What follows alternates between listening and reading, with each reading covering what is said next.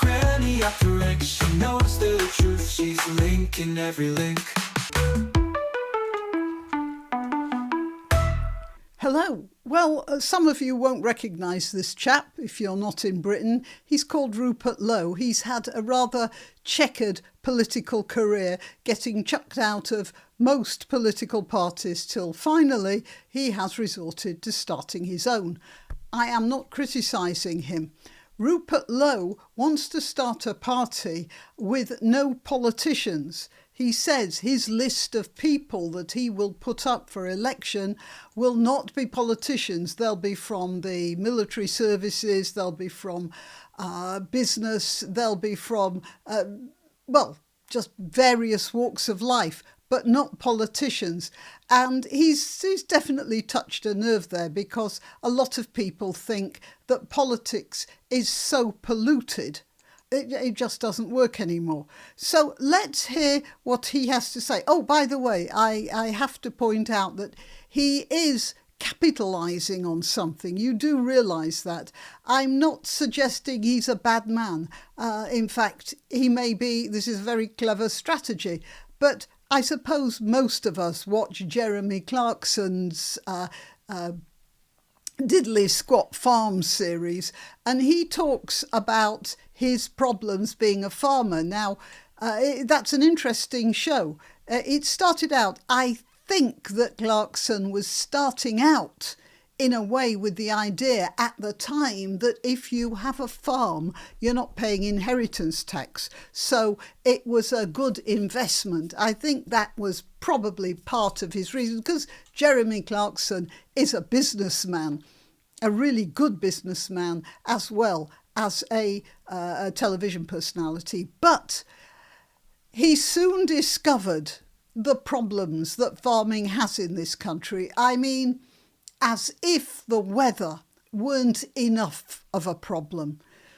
He was brought face to face not only with the vicissitudes of the rain cycle around here, but the complete lunatic irrationality of the laws and the restrictions and the various bureaucratic things that have happened to Britain. You see, it's a matter of layering. You had one law protecting one bit, and then you get another law, but the first law's still there, and they sort of clash, and then there's another law on top of that, and then there's another law on top of that, and you really can't win in a situation like that.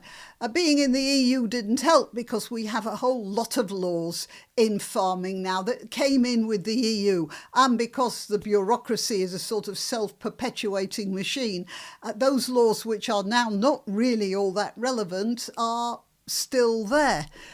Anyway, Rupert Lowe realises that Jeremy Clarkson has put the idea of farming, the difficulties of farming, the romance of farming and the terrible work hours of farming, he has put them forward into the public consciousness in a way that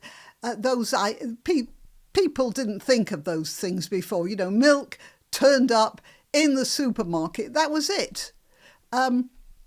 So he knows that a lot of people who have been following Clarkson, even if they haven't watched every programme, they are starting to realise the problems that farmers have. But the thing about farmers is that they are brought face to face with real life every single day in a way that businesses, you know, it just doesn't happen. You mess up on a document you're typing, you just type the document again. You mess up with the planting, you've lost a year's income. It's not the same thing. As a matter of fact, I think that farmers have the highest suicide rate of any working group in the whole country, because you can spend years developing a prize herd of cattle, and then something happens, tuberculosis, mad cow disease, something, and it's gone. All those years of work, just nothing. Yeah, you know, being burnt in some incinerator. So you can understand that farmers have this sort of thing hanging over them, even if they do have good lives. Some of them have very good lives, but we can't begrudge anyone a good life. This is Rupert Lowe, and he has chosen to launch the announcement of his new party. Oh, again, for those of you who aren't aware of this, having been thrown out of Reform, he then became an independent MP. You could do that here in this country. And then he started an organisation which he called Restore Britain, which was supposed to be a social movement. And now he is launching Restore Britain as Restore, a political party. And this is where he's announcing it. And he is canny enough to be doing that on the farm rather than in some government office to emphasise. I mean, just look at me with those books behind me. I keep telling people they're not real, you know. I'm doing this in the attic of our bungalow. And the floor isn't strong enough to withstand the weight of a lot of books. That's an IKEA shower screen. I hate to spoil your illusion, but that's my illusion. I have hundreds of books, but they're all downstairs crowding out the sitting room.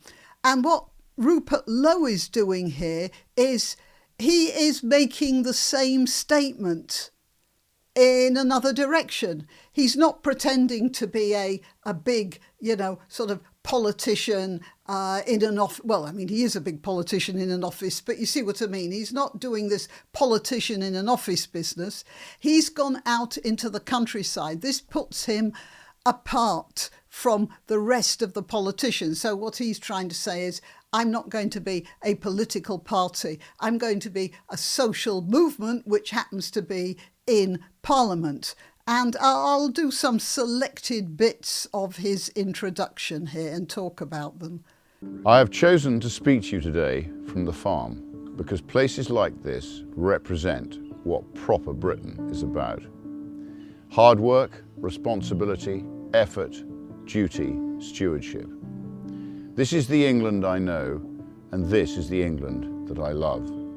OK, so he's appealing to patriotism here as well. Again, I'm not saying that in a snarky way, because he's distancing himself from the sort of people you're most personified, I suppose, by Tony Blair, who was a sort of internationalist. And it's at the right time as well, because Tony Blair's brand is sort of in trouble. Tony Blair was a great friend of and mentor, or he was mentored by Peter Mandelson. And we all know what's happening there. And these sort of international people, the international set, they're getting a pretty bad rep among ordinary people. And he is deliberately, farmer's boots and pea jacket there. Well, it's not a pea jacket, wax jacket or whatever. He's showing the difference. He's not putting on a costume. We've seen pictures of members of the Labour Party. They've put on, they've LARPed one profession after another. But we know that he really is a farmer. And he's wearing those clothes for real, even if he doesn't wear them all the time. What is necessary will be incredibly painful. But for the first time in a very long time, voters will have a genuine alternative which is truthful with them about the scale of what now has to be done. The first priority is to control who comes to our country, and more importantly, who stays in our country.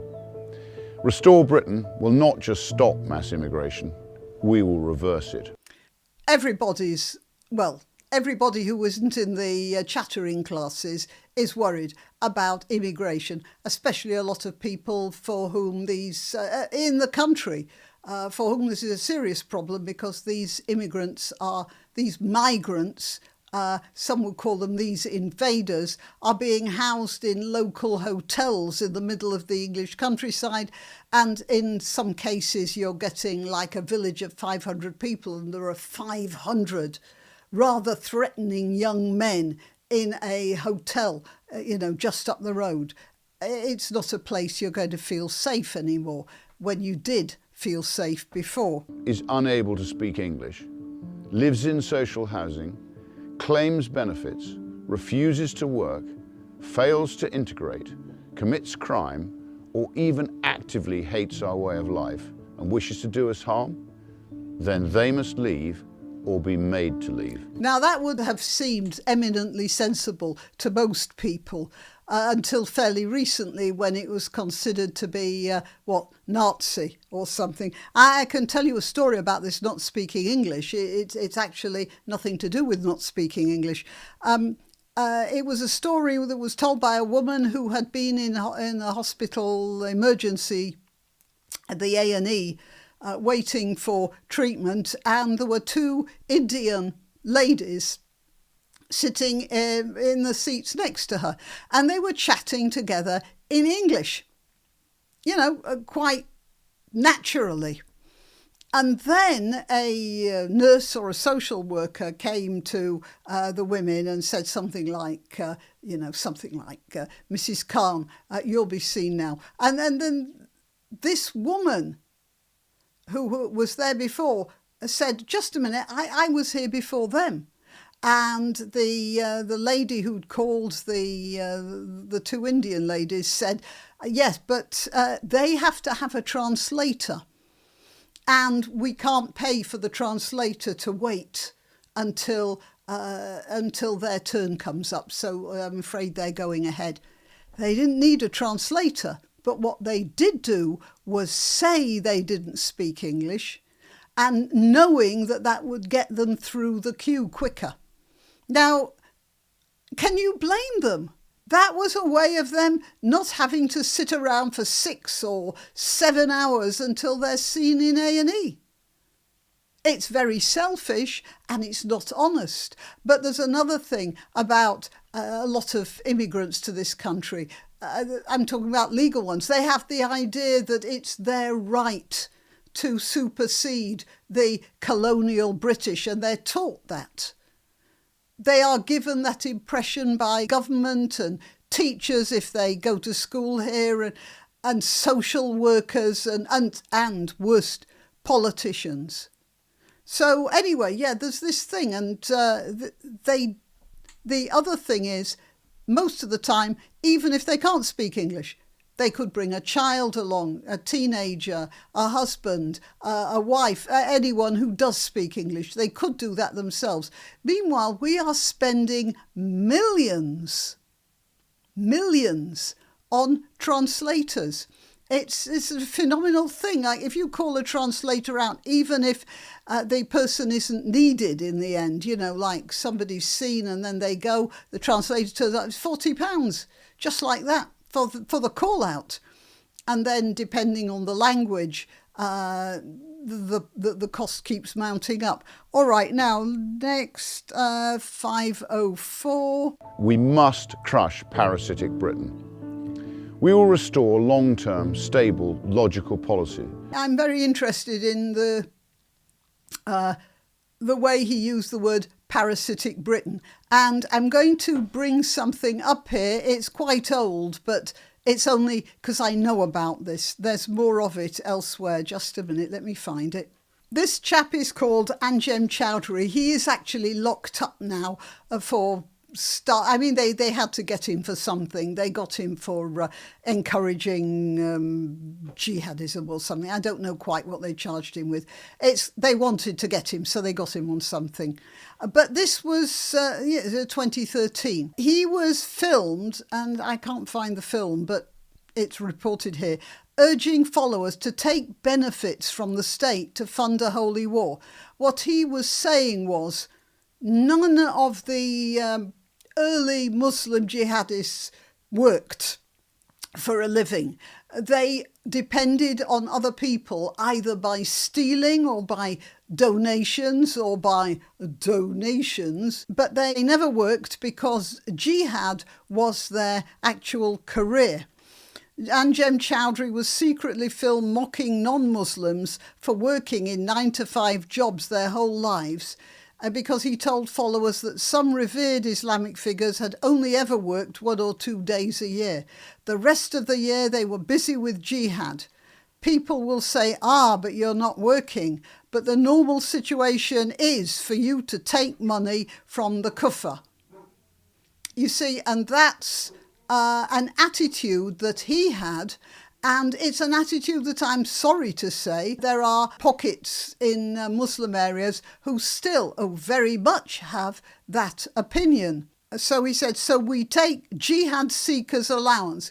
That's job seekers allowance. You say you can't find employment and then you live off that and use your spare time for overthrowing the British state. You find people are busy working the whole of their life. They wake at 7, they go to work at 9, they work for 8, 9 hours a day, they come home at 7, watch EastEnders, sleep, and they do that for 40 years of their life. That's called slavery. And indeed, that's how he regarded it, the slavery of the British people to fund the Muslim way of life as he saw it, which is, the way he sees it, a parasitic way of life. And meanwhile, I'll tell you another example, and this is from a more modern situation. And this is where I have my problems with Rupert Lowe, because I don't know how he's going to solve this problem.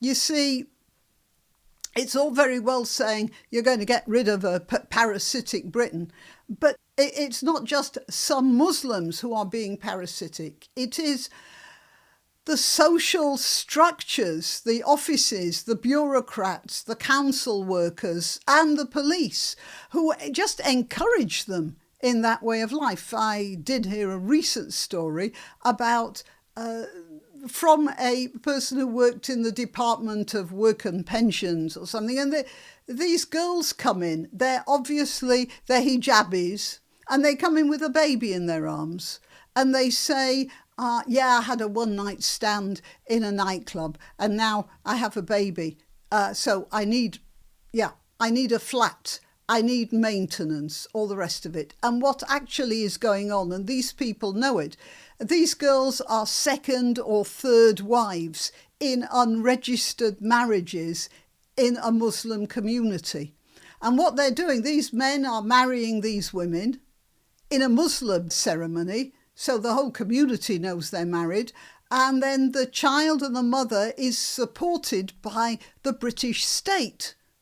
And the husband just goes from one single mother to the next of his 3 or 4 wives. Really, this is happening. And I don't know how Mr. Lowe is going to deal with that, because it's not just these girls. It's the people in the offices who don't call them out for this. They just think, well, it's too difficult. It's going to cause trouble. So, we'll just register them as single parents and leave it at that. He said it's going to be painful. I don't think people realise quite how painful. I don't dispute what he's saying, by the way. And I don't say that because of that we have to give up. But it is going to be very difficult because, as I said, it's the whole system. The teachers are not reporting things because they don't want to disturb the Muslim element. The Department of Work and Pensions, they're not talking about the sort of fraud that I just mentioned. The police, well, we all know what the police are like for disturbing the community. And so he, as a politician, may propose, but whether those guys will dispose is another matter entirely. It might be a matter of bringing the army in, Yeah, that's a problem in itself. Right. 504. Oh, dismantle the quangos. Yeah, well, we've heard of that. Every government that's come in has said, we're going to have a bonfire of the quangos, and then there are more quangos to decide which quangos should go, and none of them ever do. Okay, 550, and then he ends up with this. That will mean defending our culture. That will mean resisting the relentless creep of radical Islam. Now, that's something I never thought I'd hear a politician say. They don't dare say it. Well, Rupert Lowe did, and good for him. That will mean banning the burqa, outlawing Sharia law, blocking cousin marriages, and reimposing our Christian-based rule of law. A Restore Britain government would legislate to ensure that no halal or kosher slaughter on British soil. This is Britain, and we will do things our way. I thought you might be interested in a story here about This is Britain and doing things our way. Lord William Bentinck, the Governor-General of Bengal, banned the practice of sati on December the 4th, 1829. So what happened, he said, the practice of sati was when a man died, his widow would be burnt on his funeral pyre. That solved the problem of looking after an old lady, I suppose. But anyway, the Indians found that way of dealing with their spare widows, and Lord William Bentinck said, you can't do that. So when he tried to stop it, a delegation of Hindu holy men came and said, look, you can't stop this. This is our practice. This is our custom. And you British have been very tolerant of our customs, and you should be tolerant of this. And Lord Bentinck said as follows, well, or something like, you're quite right. Sati is your custom, and you're absolutely right. You should be allowed to practice it. So go ahead.